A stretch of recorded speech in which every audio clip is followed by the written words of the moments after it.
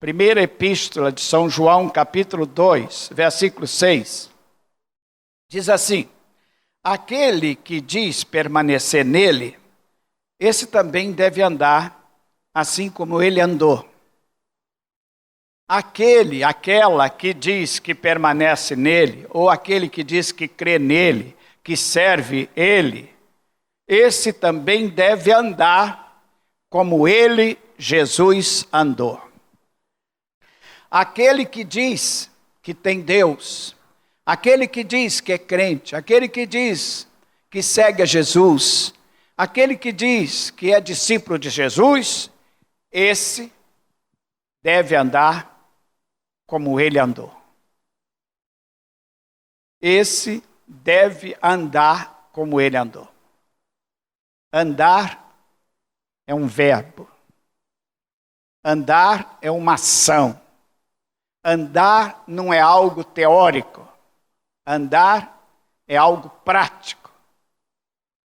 Amém? A vida cristã tem um lado teórico, o lado da retórica. E tem o lado da praticidade. E aqui a palavra de Deus está nos falando, não de teoria, não de filosofia, mas de praticidade. Andar, agir, fazer, ser como ele.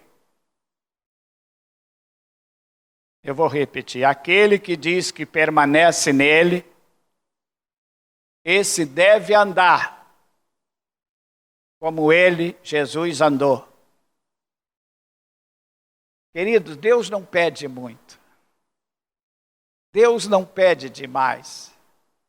Eu nunca acreditei que Deus pedisse demais, pedisse muito.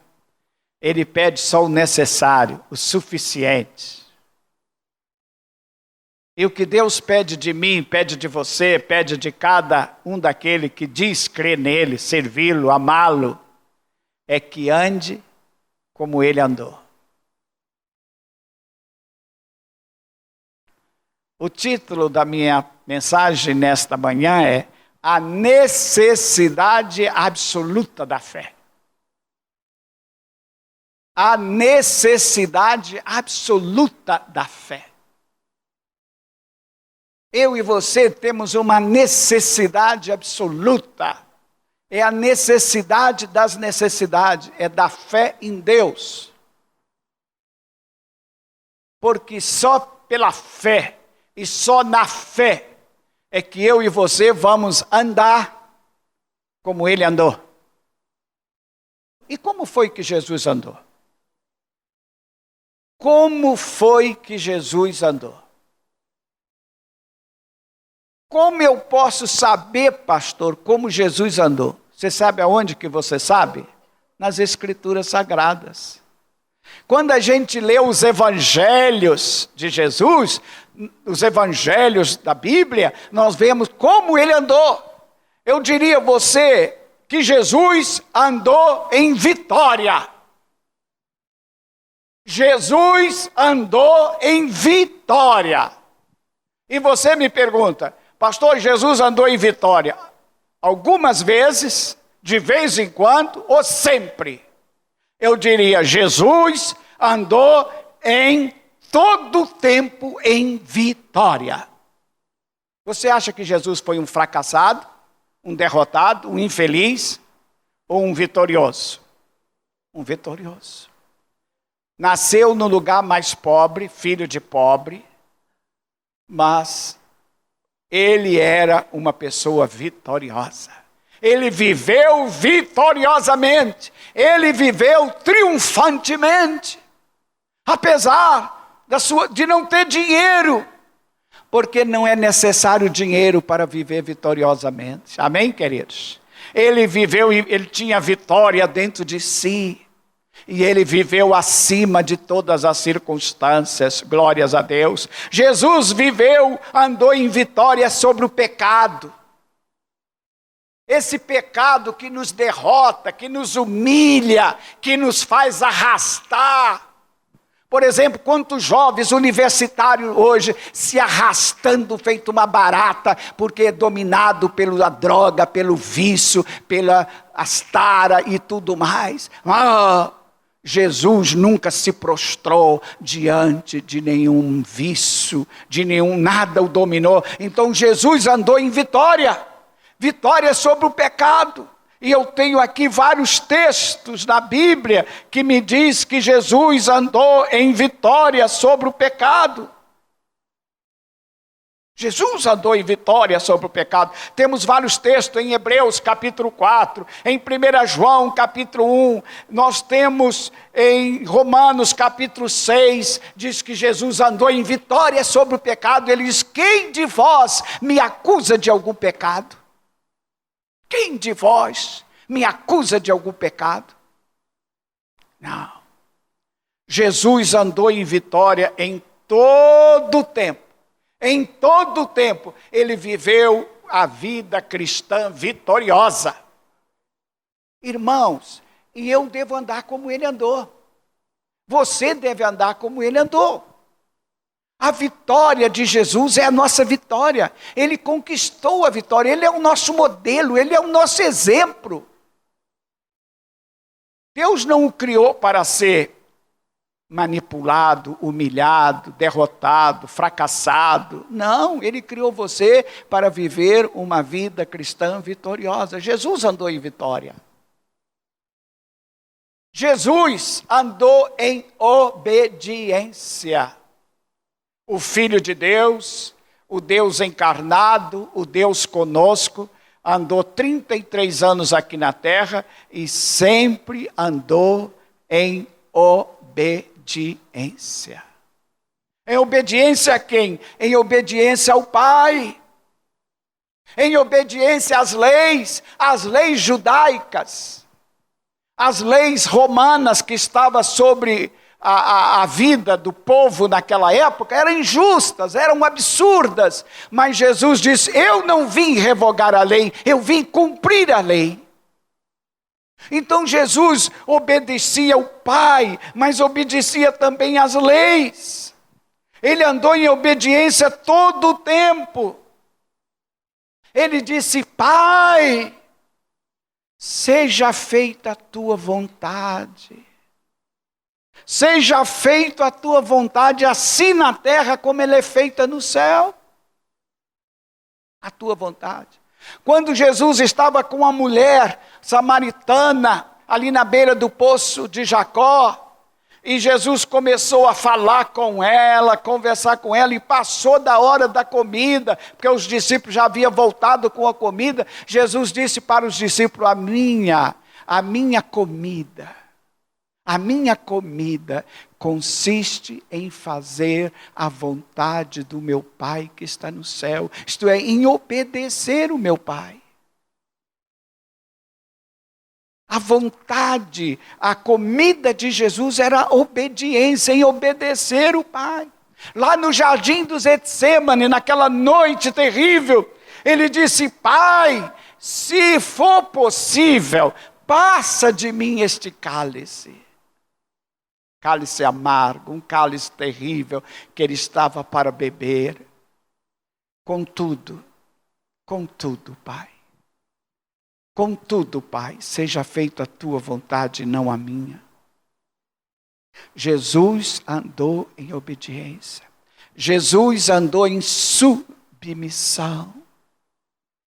Em submissão. Ele disse: eu não vim fazer a minha vontade, mas sim a vontade daquele que me enviou. Irmãos, e para isto ele teve que pagar um alto preço. Para isto ele teve que se humilhar. Para isto ele teve que obedecer. Ele disse: eu não vim fazer a minha vontade, mas sim a vontade daquele que me enviou. Amados, olhe para mim. Eu e você somos justificados. Eu e você somos justificados pela obediência de Jesus. Não pela minha obediência. Eu sou filho do rei. Eu sou salvo. Não é pela minha obediência, mas pela obediência do Pai. A obediência dele me levou à justificação. E eu quero convidar você para nós lermos 2 versículos aqui em Romanos, capítulo 5. Romanos, capítulo 5, diz assim, versículo 19. Diz assim: porque como pela desobediência de um só homem, muitos se tornaram pecadores, assim também por meio da obediência de um só, muitos se tornaram justos. Amém? A desobediência de um homem levou todos à desgraça, à morte. Adão. Mas a obediência de um só homem me fez justo, justificado, me justificou. Glórias a Deus. Obediência é uma coisa muito boa, né, irmão? Obediência é uma coisa muito boa. Agora, todos nós temos a tendência em ser desobediente. Então, já que a gente tem a tendência à desobediência, eu digo a você, desobedeça a sua desobediência.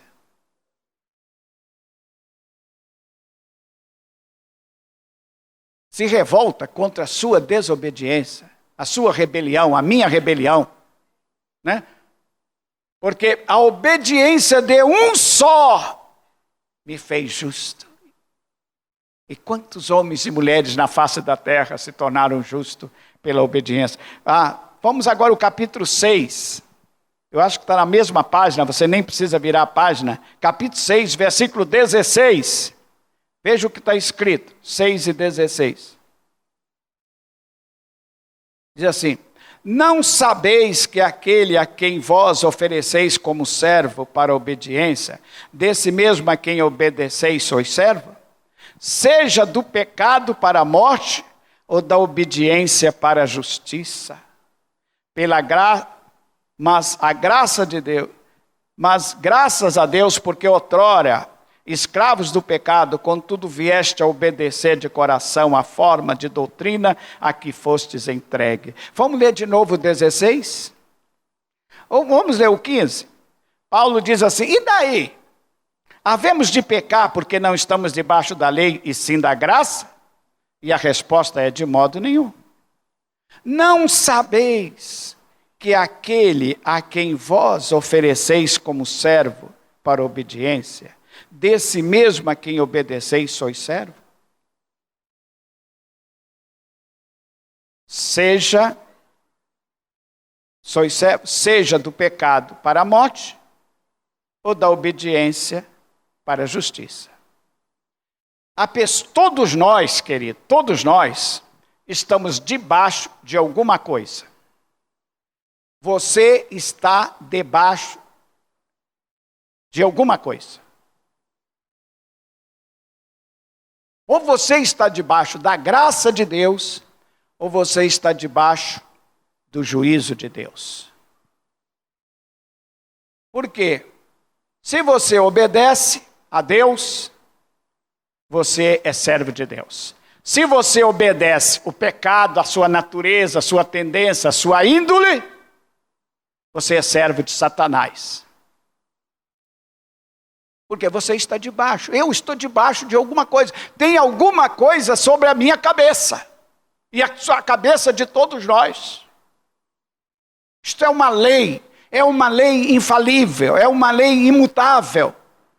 Eu tenho algo sobre a minha cabeça. Eu estou debaixo da graça de Deus, ou eu estou debaixo do juízo.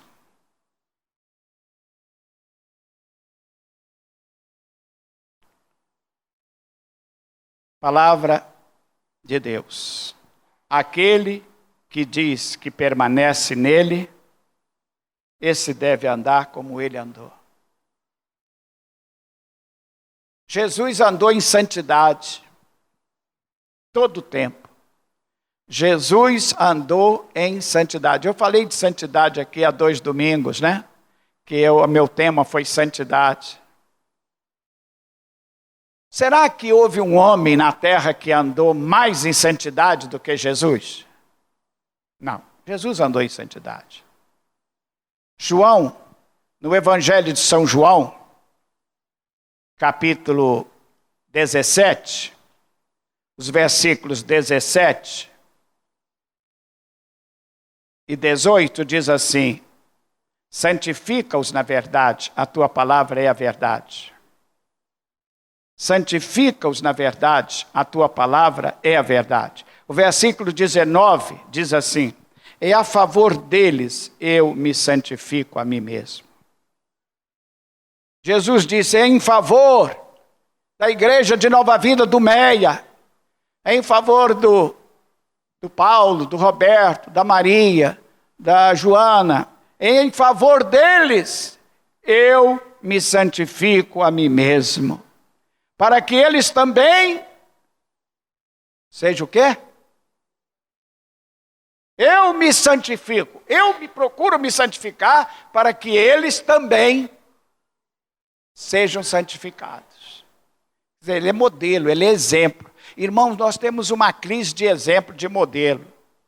Eu não sei aqui na igreja quem diz: eu queria ser igual o pastor Sebastião. Será que tem um cara aqui doido assim?